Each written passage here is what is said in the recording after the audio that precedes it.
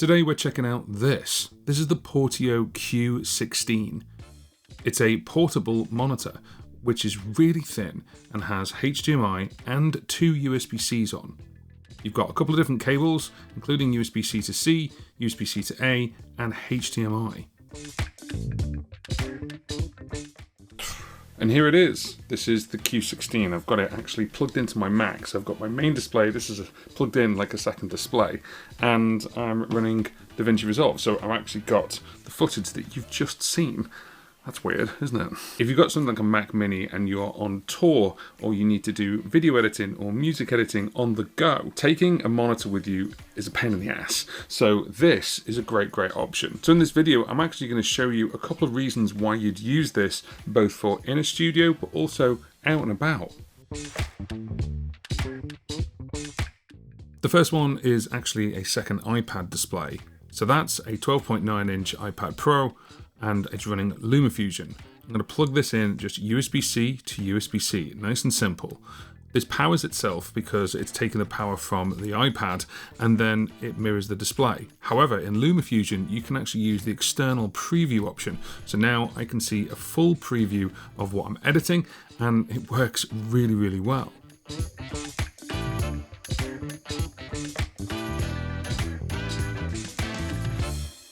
From iPads to Macs, and for the M4 Mac Mini, this actually can boot up, and again the power is taken from the Mac Mini for the Q16.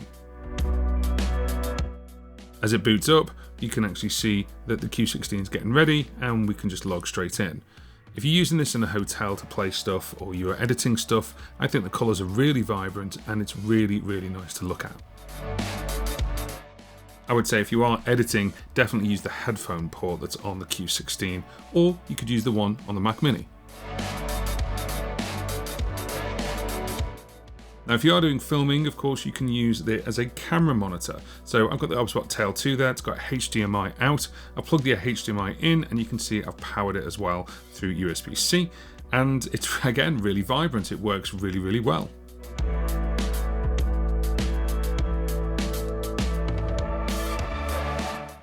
Yep, you read that right. Let's take our Mac Mini idea and let's just add it onto a portable power bank that has a plug. So now I can actually take this same setup and run it absolutely anywhere. So we've got the Mac Mini plugged into the power bank, and then we've got my keyboard and mouse and the Portio Q16 at the center of it all. Now it comes with the case, and I'm just going to take the case off it. It's magnetic, and the magnets aren't the strongest, but it'll still hold it in place. It's run by USB-C, or you've got mini HDMI, which you saw you get in the box. You've also got your power button and your OSD button, so there is a little mini sort of display mode where you can actually go through all the different bits, and you can change the contrast, you can change the aspect ratio and things like that. It's also automatic, so if I plug in the mini HDMI and then it's powered, then it just picks it up. If I just plug in the USB-C and to the Mac or the iPad, you don't need to power it separately because it takes the power from that device. Now the display is 2650 by 1600, so it's a quad HD display, which basically means 2.5K. It can even go up to 144Hz refresh rate. It's made of an aluminium alloy, which does make it light. It is 1.4 pounds or 660 grams. And the great thing is this is 5mm thin right here and 1 centimeter here. Perfect for putting it into your bag, taking it with you, and of course with this little stand case is quite useful as well. It even has a low blue light HDR mode,